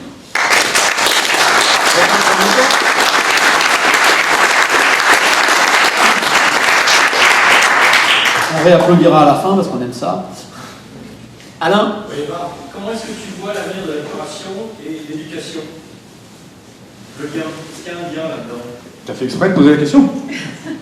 J'ai été invité par le vice-président Microsoft Education Worldwide à faire un blog post sur son blog personnel pour expliquer la relation entre les deux, tellement c'est une évidence que l'un et l'autre et l'un. Et je peux expliquer pourquoi, c'est pas de l'autopub sur la mocuration, c'est un point qui est super important, c'est qu'aujourd'hui, il n'y a plus de sachant, il n'y a plus personne qui sait rien. La connaissance, c'est le web, c'est Google, c'est Wikipédia. Et c'est un bâtard, il n'y a pas un prof qui peut savoir autant. Prof, journaliste, ça s'applique à tous les métiers des sachants. Donc maintenant, la personne qui tient les rênes de l'information, c'est pas celui qui sait, puisque ça c'est Google et c'est Wikipédia et c'est fait, mais c'est celui qui l'organise, celui qui apprend à la passer, à lui donner du sens, à la contextualiser, et ça c'est un travail de prof. Et incidemment, si c'est un proxy valable, notre premier vertical d'utilisateurs d'entreprise, c'est l'éducation. Alors c'est pas ceux qui nous ramènent beaucoup d'argent, parce que c'est essentiellement des utilisateurs gratuits, mais c'est pas grave, ils font un super boulot de tri. Et cette remarque s'applique aussi aux journalistes, s'applique aussi aux chercheurs. D'une façon générale, savoir qualifier, trouver, mettre en valeur, en scène, en contexte de l'information, c'est devenu maintenant un métier presque plus important que de la créer. Et puis, mon fils il est à l'école ici, le premier jour il rentre, on lui file un iPad et puis il y a le Wi-Fi partout. Moi, si j'étais prof, j'hésiterais avant de balancer des vérités, parce que le mec il vérifie ça en temps réel partout. Par contre, leur apprendre à critiquer et à structurer ça, c'est vachement important, et c'est le rôle de... Ça s'appelle la curation, ça. Merci pour la question. Oui, merci, bonne question. Yeah. Tu as parlé de plusieurs plusieurs fois de pivoter, etc. C'est très difficile quand on est entrepreneur de savoir quand est-ce qu'il faut pivoter, est-ce qu'il faut pivoter, est-ce qu'il n'est pas trop tard pour pivoter. Un retour d'expérience sur comment tu as décidé tes pivots et a priori tu as plutôt bien su pivoter, donc il y a peut-être des choses à partager sur ça. Ouais, j'ai pivoté 2 fois sur Meio 6 et 2 fois sur Goodjet qui s'est appelé Scoopit ensuite. Et il m'est arrivé de recommander à des plus jeunes entrepreneurs qui m'avaient invité à leur tour de table de le faire aussi. Et je prétends pas du tout que j'ai trouvé la bonne recette, en particulier sur Goodjet. Je pense qu'on a mis beaucoup trop de temps. Ce que je sais, moi, de façon certaine, c'est que c'est super dur d'arriver à la décision. Moi, personnellement, c'est une décision que je n'ai pas su prendre au bon moment, en tout cas pour mes boîtes, parce que je l'ai dit vraiment avec mes tripes. Mais ce que j'ai bien compris, c'est qu'une fois qu'on avait atteint une décision, c'est la façon d'exécuter. Et ça, je pense que j'ai bien exécuté, c'est-à-dire juste d'abord le faire avec un rythme fou, en repartant sur une vision et non pas sur un abandon, en mettant tous les stakeholders dans la boucle, avec des degrés d'information qui peuvent varier, mais tout le monde doit être dans la boucle. Et que comme ça, au moment où tu tournes le bateau, il y a vraiment tout le monde qui passe du bon côté, et puis qui tire la ficelle, et puis ça repart sur le cap. Le processus de décision et de réflexion, je pense qu'il appartient à tout le monde, et moi je sais pas dire. Le mien est plutôt long, parce que j'aime pas abandonner les gens. Mais quand une décision est prise, après c'est agressivité totale. On oublie tout, et nous on a tout jeté, on a jeté le code source, on n'a pas regardé ce qu'on allait récupérer, on a tout jeté, la marque, tout. C'était hyper douloureux, mais on a brûlé nos vaisseaux. Et puis on est reparti d'un seul homme dans l'autre direction. VC, employés, clients, etc. Les seuls qui ont râlé, c'est les gens qui utilisaient le système avant. Ils ont même monté un fan club sur Facebook où ils continuent leurs échanges. Mais voilà. Donc non, je ne sais pas dire du tout comment on décide. Je pense comprendre comment on exécute. Et les 2 mots-clés, c'est la vitesse et l'ouverture. Il faut que tous les gens qui jouent autour soient au courant d'une façon ou d'une autre. Je crois que tu l'as dit aussi, c'est le fait de tout mettre dans le tournant. Docker, c'est un pivot aussi. À la base. À l'origine, c'était un pass, et la force a été au moment où Salomon a dit bon, ça marche pas. Il est passé ici, il y a 4 mois, Salomon 3. Ça a été de dire bon, on met tout. On met pas 2 ingénieurs pour regarder. En France, on essaie généralement de faire les choses. Oh, j'en ai entendu une très rigolote de blague, ça va me détendre. L'autre jour. Et vous le savez pas certainement, mais la Belgique, à l'origine, tout le monde roulait à gauche. Et c'était pas pratique parce qu'aux frontières avec l'Allemagne, la France, ça faisait des changements, c'était pas bon. Donc, je connais au moins une Belge dans la salle, donc elle sera pas fâchée. Et ils se sont dit, bon, c'est pas bon, il faut qu'on passe à la conduite à droite. Les Français ont des technocrates super pointus, on va leur demander comment on fait. Et ils ont dit, bon, comme en toute chose, il faut y aller graduellement. La première semaine, que les camions. Le pivot, c'est un peu ça. Si on fait ça, ça a le même résultat. C'est pas une bonne idée. Il faut y aller direct. Et c'est ce que tu disais, en fait. C'est ce que tu as transmis, c'est ce que vous avez fait. C'est d'un seul coup. John ? Oui, je posais la question de la curation. Comment ça se fait qu'Yahoo a totalement merdé son... Parce que c'est eux qui l'ont inventé au démarrage. Et aujourd'hui, ils vivent grâce à Alibaba. Tu fais référence au portail ? Oui, tout à fait. Moi, je pense que ça a avorté parce que... D'abord, encore merci pour cette question, parce que là, tu touches à un truc de passion. Je vais faire une réponse un tout petit peu alambiquée, mais pour reprendre la façon dont l'information a été gérée historiquement dans l'Internet, les portails, c'était la première façon de gérer. Et les portails, c'était de la curation, mais c'était de la curation dictatoriale. C'est-à-dire très peu de personnes choisissaient pour beaucoup.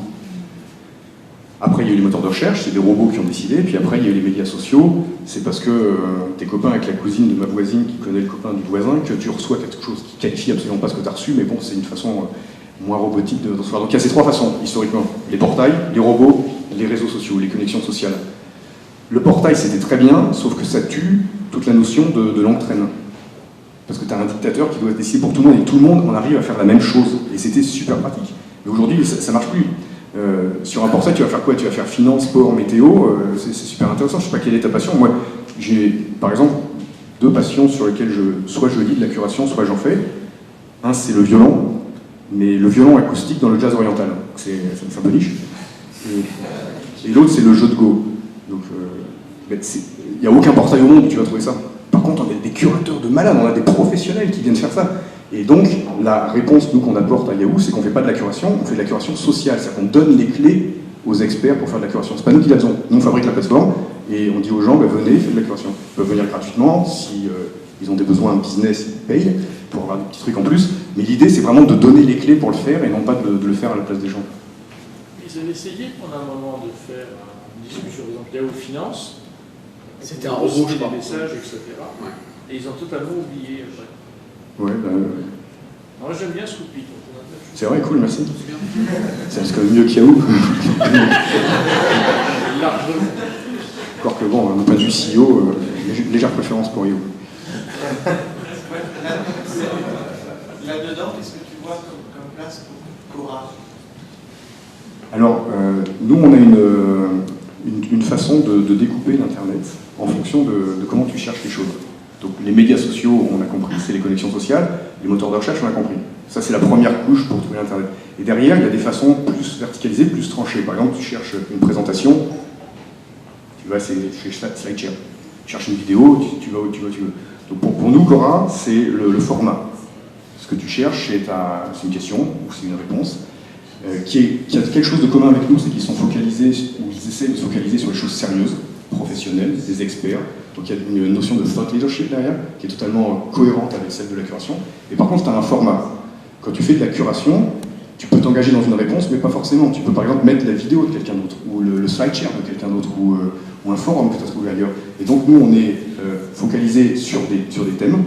Donc la curation, c'est vraiment par thème. On ne peut pas être curateur d'un truc large, il faut être un truc précis. Le violon acoustique dans le jazz oriental, c'est un peu large, il faudrait que je pense à affiner un peu.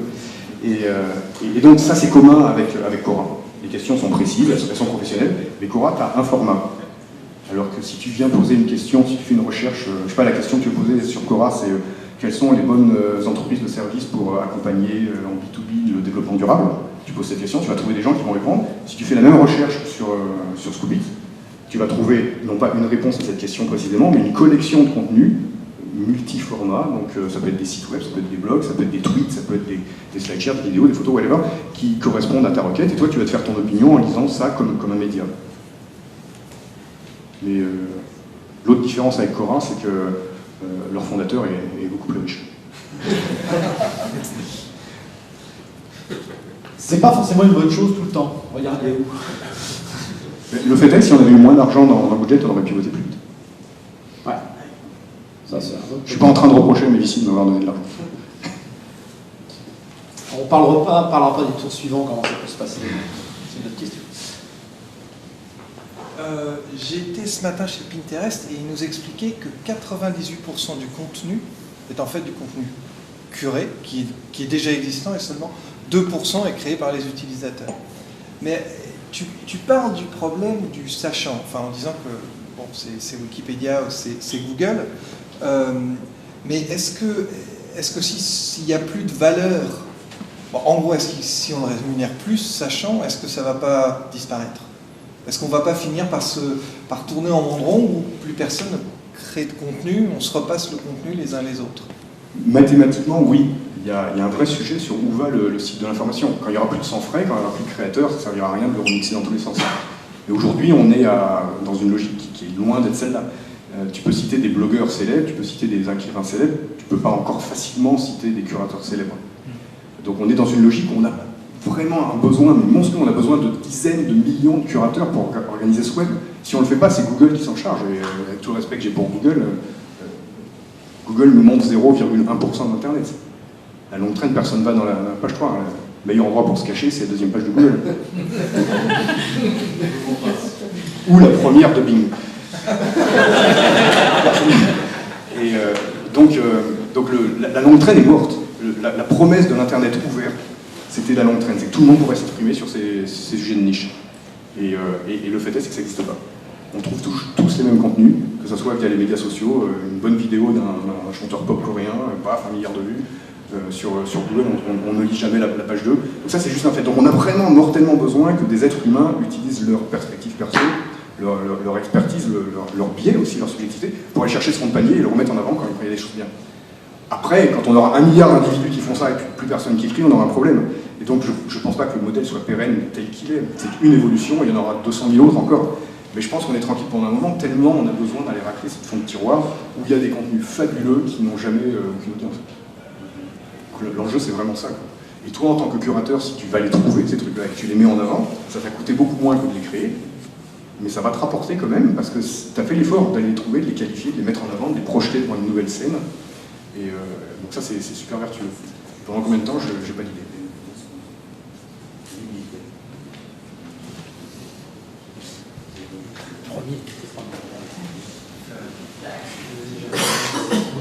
Deux petites questions. La première, c'est quel est le problème, comment tu adresses le problème que les gens ont à prendre du contenu et essayer d'être sur Google en question.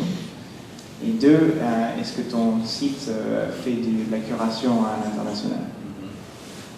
Alors, la deuxième, c'est plus simple. L'international, c'est quoi? C'est sûrement. Oui, absolument. L'interface n'existe qu'en anglais, mais les moteurs qui sont sous-jacents sont dans toutes les langues que supporte le web, y compris en termes d'écriture. Donc, on a des curations dans les pays arabophones, on a des curations en Chine. Incidemment, en Chine, on a des curations professionnelles de gens qui sont contents parce que Facebook n'existe pas là, donc c'est rigolo. Et donc ça, c'est la question facile. La première, c'est une question de SEO. Voilà. Donc, les pages... Alors d'abord, quand tu fais de la curation, tu trouves du contenu, ensuite tu l'édites, tu rajoutes ta patte, et après tu le distribues. Donc la question du SEO se pose sur vers où tu le distribues.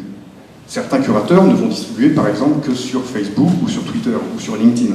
Et là, il n'y a pas de sujet de SEO. Google ne va pas voir ces gens-là. D'accord ? Donc la question se pose uniquement quand tu envoies le contenu sur une page web. Donc dans Scoopy, nous, cette page web, on la donne. Donc tu peux envoyer le contenu sur ton blog si tu veux, mais on t'offre aussi une page web totalement customisable dans laquelle tu peux garder tous les contenus que tu as curés. Cette page, elle a techniquement de très bonnes performances SEO. Parce qu'elle répond aux critères officiels, donc c'est totalement white hat, totalement pas triché, de Google. Critères qui vont peut-être changer plus tard, mais les performances SEO varient dans le temps en fonction des updates. Mais ces critères sont d'abord, il faut une homogénéité sémantique. Un curateur cure, comme je disais, sur une niche, et à partir du moment où tu cures sur une niche, tout le contenu que tu mets est homogène. C'est vachement dur à faire sur un site. Parce que sur un site, souvent, tu vas parler de ta vie, ça, là, tu cures sur le développement durable ou l'architecture verte, il n'y aura que ça. Donc homogénéité sémantique, répétition de clés, ça c'est vachement bon. Deuxièmement, il faut des liens. C'est que des liens. Ah, ça tombe bien. Troisièmement, il faut du contenu original. Donc ça, c'est la question la plus cruciale. Donc la curation, c'est du contenu original parce que deux choses. D'abord, on ne fait qu'un court extrait qu'on augmente d'un insight. Et deuxièmement, le contenu original d'une page est jugé par les robots sur l'intégralité de la page. Et donc quand tu prends trois contenus différents et que tu les mets ensemble, en soi, ça fait un tout original. Donc il n'y a pas ce problème-là. Quatrièmement, il y a une surcote qui est donnée au contenu partagé. C'est le fameux signal social, sujet à controverse de Google. Il se trouve que les gens qui font de la curation font en général pour partager. Et nous, on a 60% des contenus qui sont curés, qui sont immédiatement partagés. Donc tu récupères une page homogène, super dynamique, avec que des liens, du contenu original et beaucoup partagé. Ça, c'est canonique pour Google. Peut-être des gens qui savent le faire mieux, peut-être des gens qui savent le faire moins bien, peut-être que ça va changer dans les algorithmes futurs. Mais aujourd'hui, grâce à ça, on a un peu plus de 40% de notre trafic qui vient de Google, et on n'a pas mis un centime en SEO. Merci. Quelle est la promesse en termes de vérification d'infos et comment ça se passe? Alors la promesse de la plateforme en vérification d'infos est nulle. Et comment ça se passe? C'est le rôle du curateur. La valeur ajoutée du curateur, c'est de décider de sa ligne éditoriale. Il n'a pas fait l'effort de création, mais il doit faire un effort par-dessus. Il doit rajouter de la valeur. Sinon, il n'est pas légitime. Il ne gagne pas ses galons juste en cliquant sur un Scoopy. Donc, quelle est la valeur qu'il veut rajouter? Il peut rajouter une valeur de critique, de contexte, de mise en perspective, de vérification, de ce qu'il veut. Certains curateurs ne rajoutent pas de valeur parce qu'ils trouvent que c'est pratique de cliquer et d'avoir un flux de données. Why not? Les bons, ceux qui s'engagent sur le long terme et qui finissent par briller, en général, ils vont un petit peu plus loin et s'ils veulent vérifier les sources, ils vérifient les sources. Nous, on ne fait pas ça. Donc, a priori, vous faites confiance aux diffuseurs? Nous, on fait confiance à personne. On est une plateforme. C'est le curateur qui décide du degré de confiance qu'il veut louer. Tout à fait. Merci. Voilà. Vous n'avez jamais eu des problèmes justement sur des thèmes qui seraient extrêmement polémiques, je sais pas, les nazis ou ce genre de choses? Si, absolument. Donc là, à cet égard, on est considéré d'un point de vue juridique comme une plateforme d'hébergement. Donc on est soumise aux mêmes obligations. La première, c'est... En France alors ou ici? Ici, la boîte américaine, mais les règles existent de côté. C'est pas les mêmes règles, mais elles existent de côté. Donc il y a deux types de règles. Il y a les règles par rapport au contenu inapproprié. Donc incitation à la haine, racisme, pornographie, etc. Ça en vire dès qu'on le détecte. Voilà. Et l'autre chose, c'est les copyrights. Et Et donc là, la loi qui est utilisée, c'est la loi de la courte citation, du thumbnail pour la photo, et du fair use, de tous ces usages-là. Donc quelqu'un techniquement sur la plateforme pourrait copier un texte entier, ça serait un copyright infringement, et on aurait un problème. Deuxièmement, il peut copier un texte ou créer un texte qui est inapproprié, parce que pornographique ou quoi, et on a aussi un problème. Notre obligation en tant que plateforme, c'est de les virer. C'est le takedown, et donc ça on le fait, et on a un moyen pour tout le monde de flaguer si c'est pas correct, et quand on reçoit une demande, si c'est un contenu qu'on juge pas correct, on le vire sans demander, et si c'est un copyright infringement, on appelle le curateur, on lui dit là, tu as utilisé quelque chose que quelqu'un veut pas, donc tu l'enlèves. Et ça se passe très bien. En fait, on a, comme toute plateforme d'hébergement, on a des plaintes. Le truc qui est très intéressant, c'est qu'on a des gens qui se plaignent, qui disent « tu as utilisé mon contenu, il faut que tu l'enlèves ». On le fait. Et pour un qui fait ça, on en a entre 50 et 60 qui nous disent hey, « j'ai vu que tu avais le contenu du copain, est-ce que tu peux mettre le mien ?» Donc en fait, le bon curateur crée un goodwill énorme. Il fait un bon média, tout le monde va être dedans. Alors au début, les gens râlent un peu. Un curateur pas célèbre qui va utiliser le contenu d'un mec célèbre, le mec célèbre va se plaindre.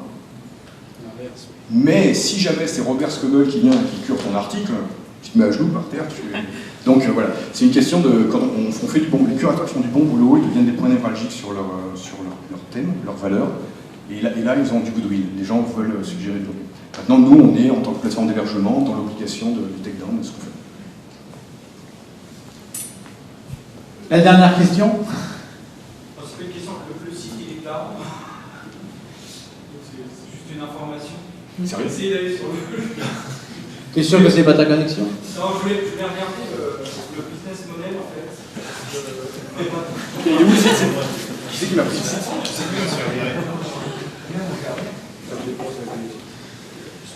Non, le business model, est-ce que tu peux nous en dire plus sur... Ouais, donc... Parce que c'est vrai qu'il y a une vraie valeur à constituer sur ce site autour d'une thématique donnée pendant des heures, il y a les articles, les différents éléments. Et du coup, qui paye? Et est-ce qu'on peut être rémunéré finalement si on a cette valeur? Alors c'est un outil SaaS B2B, c'est-à-dire qu'on loue la plateforme aux entreprises, et quand les entreprises payent, elles obtiennent des fonctions supplémentaires que les autres n'ont pas. Telles la customisation des pages jusqu'au white label, des analytics, davantage de quantité sur à peu près toutes les métriques qui existent, nombre de topics, nombre de scoops, nombre de médias sociaux, etc. La possibilité de travailler en équipe, l'accès à une API qui leur permet d'intégrer dans le site, de scheduling des posts. Donc on a tout un ensemble de fonctions qui sont des vraies fonctions de content marketing. Donc les entreprises elles rentrent dans une logique de dire je vais pas simplement m'amuser à collecter quelques contenus, mais je vais intégrer la curation dans ma ligne éditoriale, dans ma stratégie de contenu. Ben, il y a besoin d'outils supplémentaires, et ces outils sont payants, et il y a plusieurs degrés de paiement en fonction des fonctions qu'on libère. On fait à peu près la moitié de nos revenus sur des abonnements mensuels en ligne, donc des gens qui viennent, on les connaît pas, ils mettent leur carte de crédit, voilà. Et l'autre moitié, c'est des appels entrants de boîtes plus grandes qui demandent des choses un peu plus ad hoc. Auquel cas, on ne fait pas des trucs au mois, mais on fait plutôt des trucs à l'année, un petit peu plus substantiels. On a même une version privée, white label, qu'on livre en entreprise pour faire de la curation sociale à l'intérieur de l'entreprise, pour faire du knowledge management, du thought leadership dans l'entreprise. Donc ça marche pas mal aussi. Donc nous, on est sur une logique de louer l'accès à la plateforme. Si je suis un expert dans un domaine particulier, je dois payer ce prix pour avoir accès... Voilà, on est un outil. On ne s'insère pas dans la chaîne du contenu.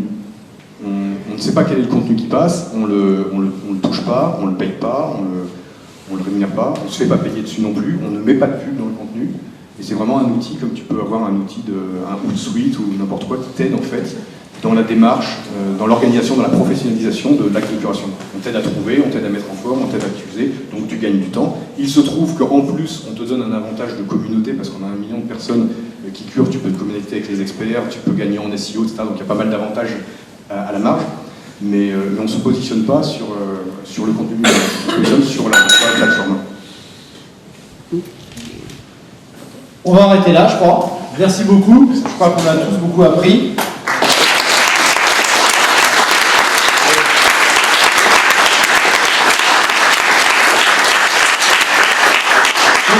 Je l'ai pas oublié. Enfin, François l'a pas oublié.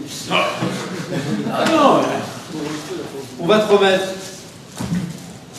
une œuvre d'art dont tu rêvais. Sérieux?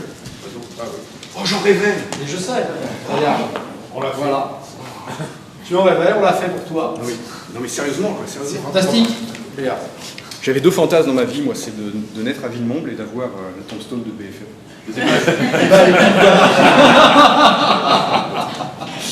Merci, c'est super sympa. Merci beaucoup tout le monde. Avec plaisir, merci d'être venu. Notre prochain événement, je le rappelle, notre prochain événement sera un peu spécial, les 20 ans, $20. Je ne peux pas attendre pour les 50 ans, pour des raisons évidentes. Donc on va faire les 20 ans d'abord. Donc merci d'être venu ce soir, vous pouvez rester encore un peu bien sûr, et dans un mois. Merci.